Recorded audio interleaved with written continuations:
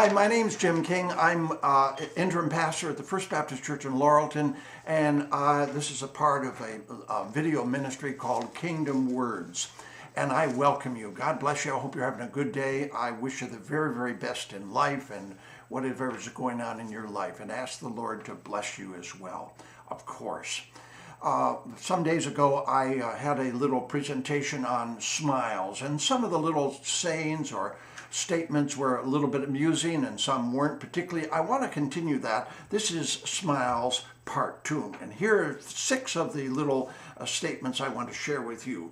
Someone learned that, I've learned, said this little 6-year-old, these are different people who are talking or writing, and they're different ages, and this is a 6-year-old, and she said, I've learned that I like my teacher because she cries when we sing Silent Night. I think that's a nice little saying. It shows some mellowness, some emotion, some softness.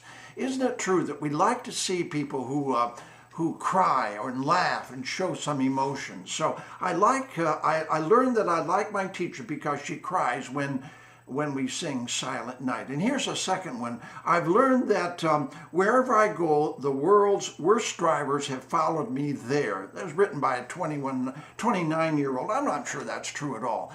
My belief is there are nice people here and everywhere. There are bad drivers everywhere and here.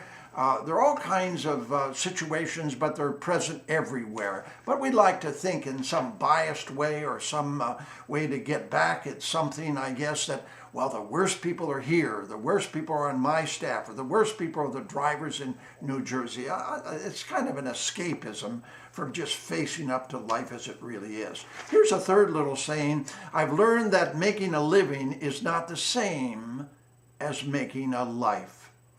I'm sure that's true. I have a friend in Toms River. She has a brother. They're fairly well-to-do, and she's a very devoted Christian and gives herself to her family and to good things of God's kingdom.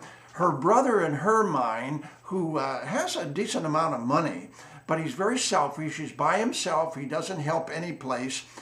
He's just into his own little existence. And this little saying would apply to him, at least in her view, that she has learned that making a living is not the same as making a life. I commend to you making a life. Here's a fourth statement. I've learned that if you want to do something positive for your children, work to improve your marriage. I'm sure that's true. Modeling is a big teacher. So what we need to do is model a good husband, model a good spouse, model a good wife, model a good family.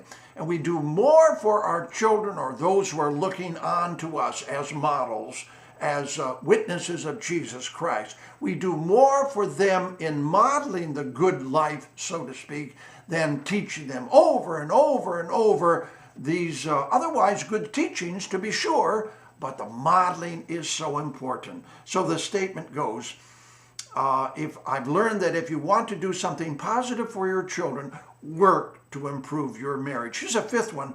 I've learned that life sometimes gives you a second chance. I'm sure that's true. When I was serving the church in Toms River, the Eastover Baptist Church, we had a marquee, and on that marquee once, God allows U-turns. The truth of the matter is that somebody in our church or someone who was going by this on the street on Bay Avenue looked at the marquee, and just because of that little statement, she came into worship with us, became a member and a faithful follower of Jesus Christ. I don't know why it happened or how it happened, but she felt that she needed to make a U-turn in her life. She needed to change. She needed to reverse the direction. And God allows that. And so I commend that to you, to believe that God allows you to change. There's a famous preacher in New York City many years ago. His name is Dr. Harry Emerson Fosdick at the Riverside Church.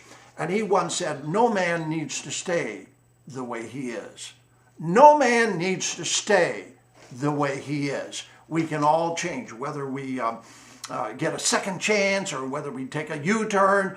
But here's this last saying. I've learned that I still have a lot to learn. This was written by a 92-year-old. Isn't that the truth?